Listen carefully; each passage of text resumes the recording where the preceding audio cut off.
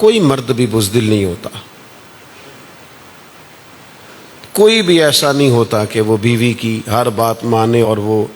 دب کے وقت گزارے۔ بس اس طرح ہوتا ہے کہ آپ یہ کیوں نہیں تسلیم کر لیتی کہ وہ نفیس ہے، وہ رشتہ نبھانا چاہتا ہے، وہ بچوں کی طرف دیکھ رہا ہے، وہ گھر چلانا چاہتا ہے، اس کا خیال یہ ہے کہ یہ تعلق آگے چلے، تو بجائے اس کے کہ آپ یہ دعویٰ کریں کہ فلاں جو ہے وہ بہت شدت سے بات کرتی ہے اور مرد بڑی شرافت سے سنتا ہے، تو یہ ہو سکتا ہے کہ اللہ تعالیٰ نے اسے حوصلہ زیادہ دے رکھا ہو، وہ اس کو چلانا چاہتا ہو۔ ایک شخص نے حضور کی بارگاہ میں عرض کیا تھا کہ یا رسول اللہ صلی اللہ علیہ وسلم، میری بیوی زبان کی بڑی تیز ہے اور شدت ہے اس کے لہجے میں، اخلاقی رویے گویا اس کے درست نہیں ہے، تو حضور نے فرمایا اسے فارغ کر دے۔ عرض کی حضور میرے بچے بھی ہیں، فرمایا پھر تو اسے نبھا، اللہ تجھے توفیق عطا فرمائے، پھر ان بچوں کی خاطر تو اس رشتے کو چلا، آگے لے کر کے چل۔ اس طرح کا مفہوم حدیث مبارکہ میں موجود ہے۔ تو میرے عزیز، تعلقات کو نبھانا ہے، لے کر کے چلنا ہے۔ ساری عادات مرد کی بھی ٹھیک نہیں ہوتی اور ساری عادات خاتون کی بھی درست نہیں ہوتی، تو مالک کریں کیا؟ قربان جائیں۔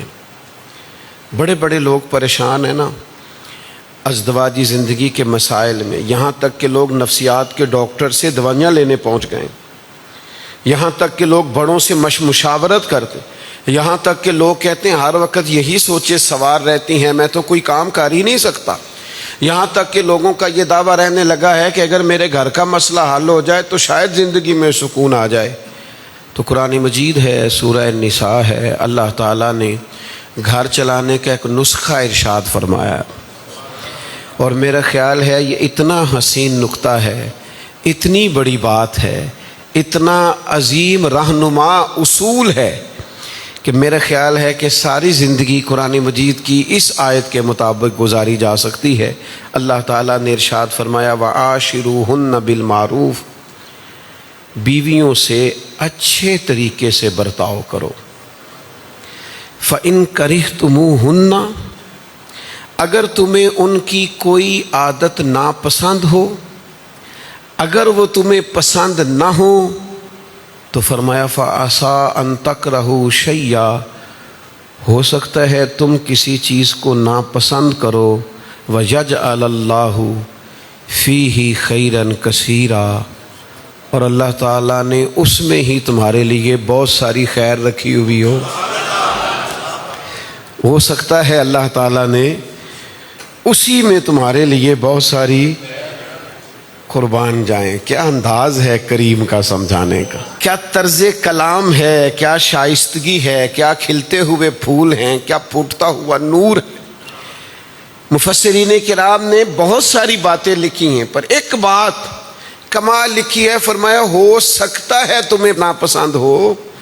اور اللہ نے اسی میں تمہارے لیے بہت ساری خیر رکھی ہو۔ معنی کیا ہے؟ ہو سکتا ہے خاتون تمہیں ناپسند ہو لیکن اس میں سے اولاد اللہ تمہیں بڑی شانوں والی عطا کر دے، بڑی فرما بردار عطا کر دے، بڑی علم و فضل والی دے دے، بڑے فرما بردار بچے اللہ تمہیں، اسی میں ہو سکتا ہے اللہ نے خیریں۔ زیادہ نہ سوچیں، آپ فیصلہ کریں،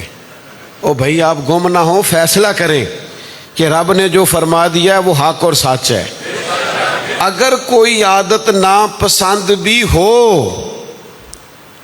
تو میرا کریم فرماتا ہے ہو سکتا ہے رب نے اسی میں تمہارے لیے خیر کثیر رکھی ہوئی ہو، تو پھر بھی محبت ہی کرو، پھر بھی پیار کرو، پھر بھی درگزر کرو۔ نبی کریم علیہ السلام نے فرمایا عورتوں کو نصیحت کرتے رہو لیکن یہ ٹیڑھی لکڑی ہیں، سیدھا کرنا چاہو گے یہ نہیں ہوں گی، نصیحت کرتے رہو، ایسا نہیں ہے کہ ٹیڑھی لکڑی ہے تو کہنا ہی کچھ نہیں، جا تو آزاد ہے، جو تیری طبیعت میں آئے کر، اس کی بھی اجازت نہیں۔ نصیحت کرو، تنبیہ کرو، سمجھاؤ، بات کرو، لیکن وہ جو بعض لوگ دعویٰ کرتے ہیں نا میں نے سیدھا کر کے ہی چھوڑنا ہے،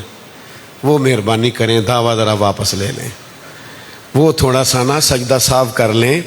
ذرا رجوع کر لیں۔ یہ جو آپ نے سیدھا کر کے چھوڑنا ہے یا آپ نے سیدھا کر کے نہیں چھوڑنا، یا آپ نے توڑ کے چھوڑنا ہے،